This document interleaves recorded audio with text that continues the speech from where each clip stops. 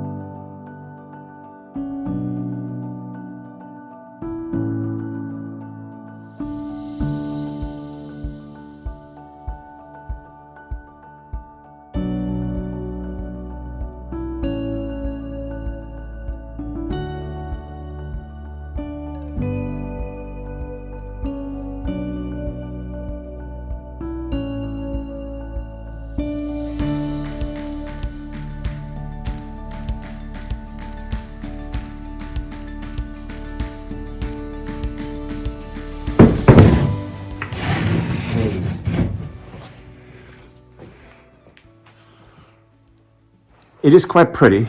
I have to say that I'm actually quite in love with this chair. It's ridiculous, I know. So, now I'm gonna sew this back down to the base here. So this is all nice and really taut, and then it's, after we're gonna put the back on again. And we do have a fabric to replace the back. This is what we had, just so you can see that it's lovely. It's cotton, has a little sheen to it. It's not quite when you look at the edges. I mean, it was much lighter, of course. So we do have fabric, and it's actually checkered fabric, which is very classic and very French. And who doesn't like classic French? This is going to be the back of the back of the back. So there we go. Anyway, so that's going to be that. Leave that together so you can use that properly. And now to the seat.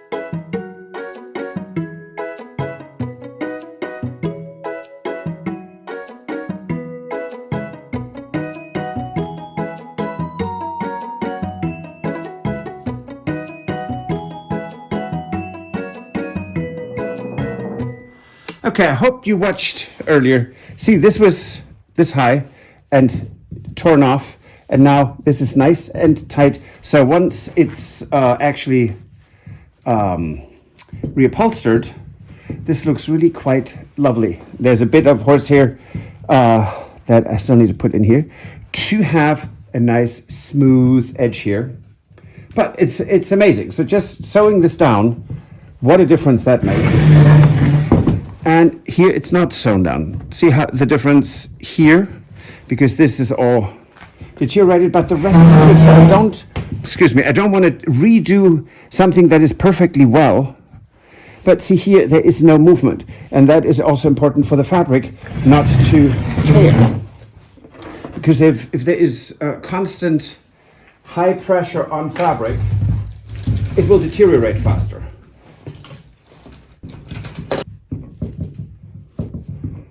And if you look at this here, I don't know if you can see this, but there are these very coarse stitches. I know this looks all a bit brutalistish, which it most probably is, but that's how upholstery and gold gilding is done.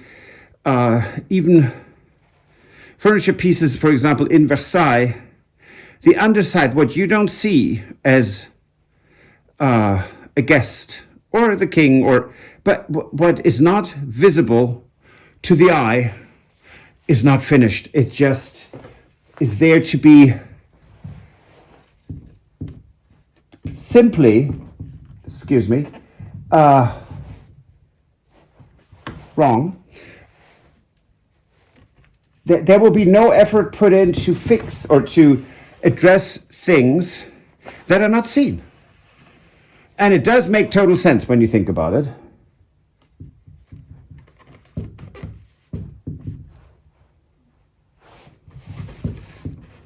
Ow. By the way, upholstery needles are horribly sharp. I don't know, can you wait there on either end. So if you do this, be very careful, because otherwise you end up like me with fingers that look like you just put them a little bit in the meat grinder or something.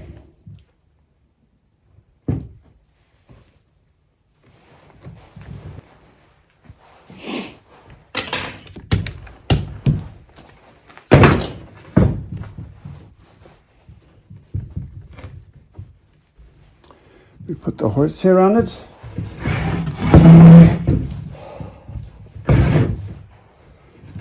Sorry, yes. Here I forgot to pull the horsehair back, but now when it's upholstered, you won't see it. There we go.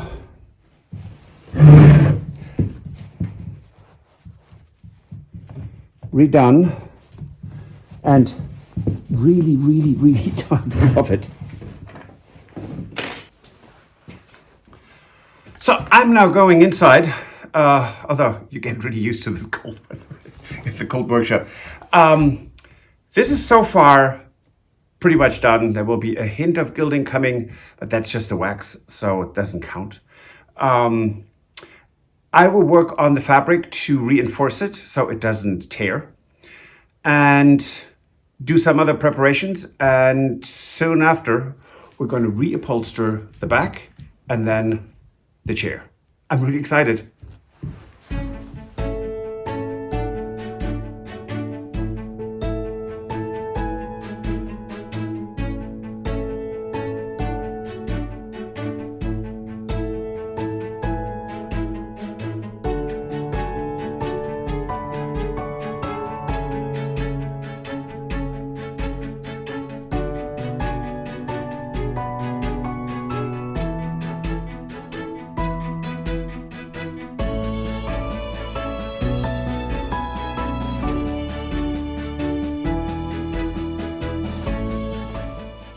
Hello there. So what I'm doing here is I'm reinforcing the old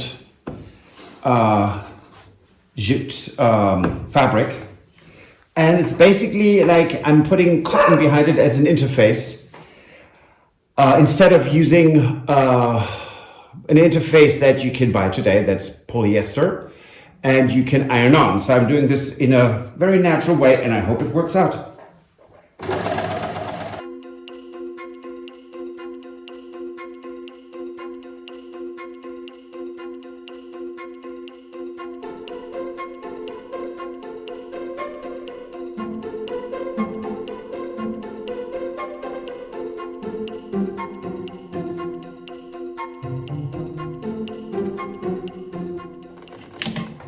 I am completely aware that this looked like quilting for insane people.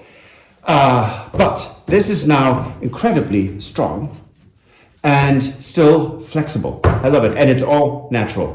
How about that? So this is the fabric that you will see when you look at the chair from the back. It's very traditional for French upholstery to use this and not the fabric you have for the actual chair. And this has one side that has beautiful sheen to it and one side that doesn't. So sheen side goes down, so it's visible. And then you need to kind of sort of center this a bit. And the nice thing with this is it will be cut back later to fit perfectly. But right now, it is quite important to have a little bit more fabric. I will staple this down first with, I don't know, 5 or 6 staples. So that's modern that they did that in the old days with a tag. It's easier and faster to do it with the stapler, but then I'm going to go back to tags.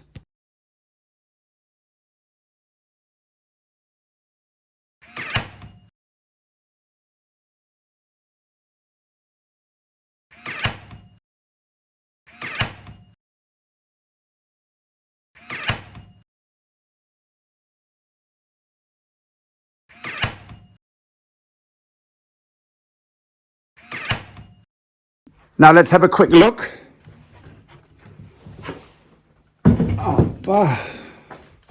Okay, so this is what is going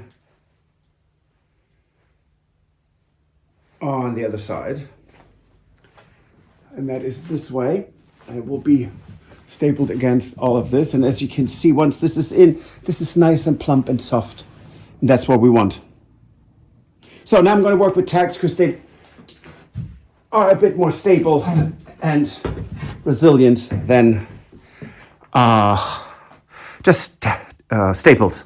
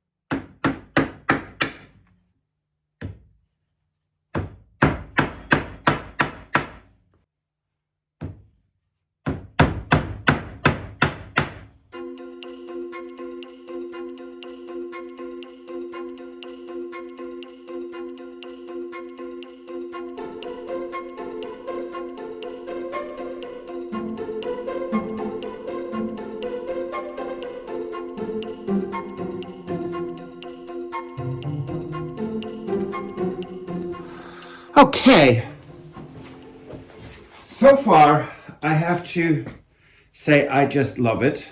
I really do. Now the seat cover goes on. Not the fabric, I mean it's fabric, but not the upholstery fabric, just that. So I have made a little crease smack in the middle so that I know where that needs to be. And I am right now doing something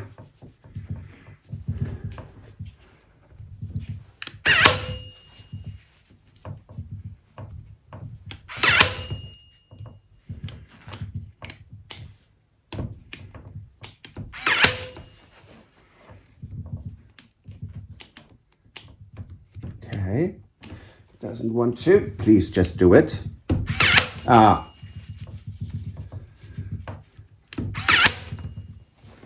So, and don't worry, yes, I will use tags for this as well, but this gives me a really good start. And it's just easier because I already have this down, and now I can use tags, which will make it much more, much tighter and much safer, because this is where the largest stress is on a chair, is the front. Push down, push up. So there's the most movement. And without the tags, of course there are staples that one could use that are fine, but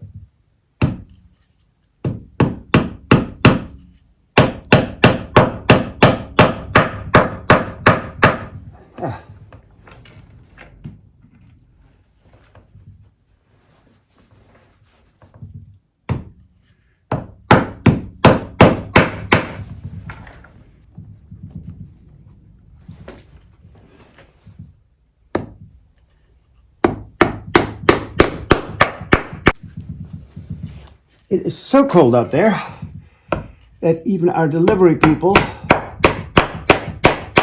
run around with, which one do I want? That one.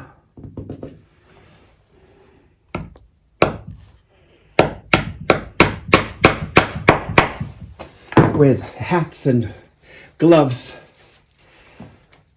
Okay, now to the really interesting part. So we have, drum roll, a beautiful fabric that is a Pierre Frey, which I think is quite stunning.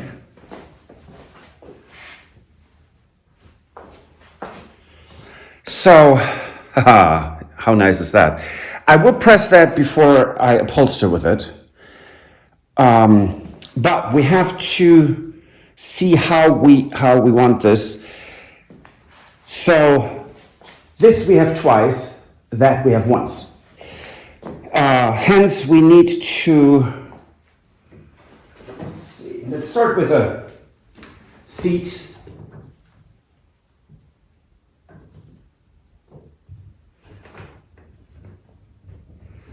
And that needs to be, of course, not so crooked as I just did this.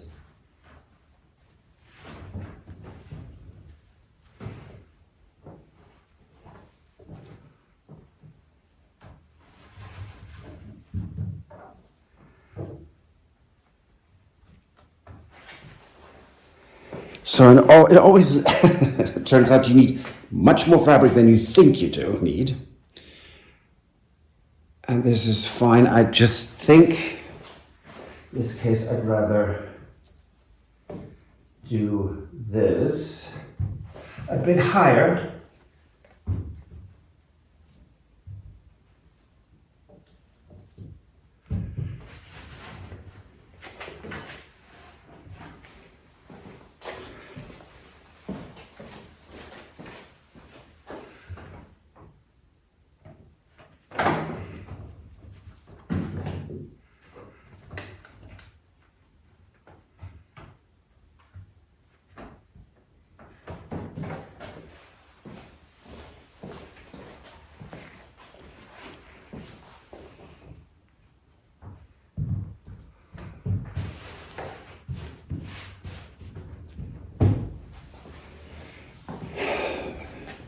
I think I'm quite happy with that. And this leaves me in a way with a little panel here that I can use on maybe a pillow because it's kind of cute. There are also two little putty. So maybe that is going to look cute, but I think this is a good placement, and we will have the same flower basket for the back. So that's really cool. Okay, this is now the really lovely stuff. Little rearranging here. Up. So this is very exciting because all the work that was done so far is just to get to this point. It's ridiculous, isn't it? In a way. So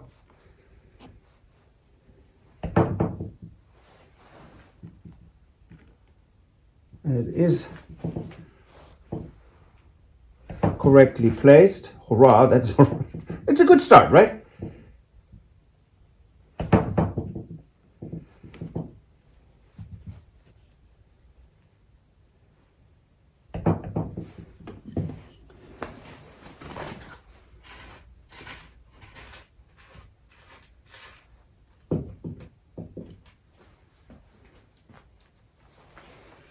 Okay.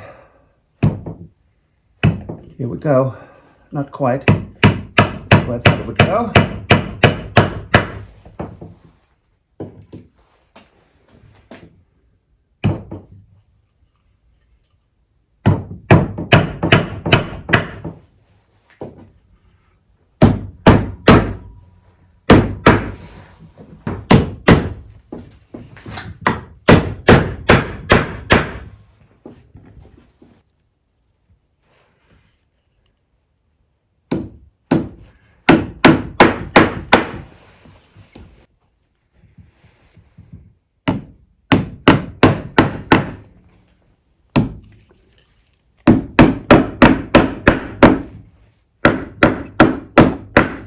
Go.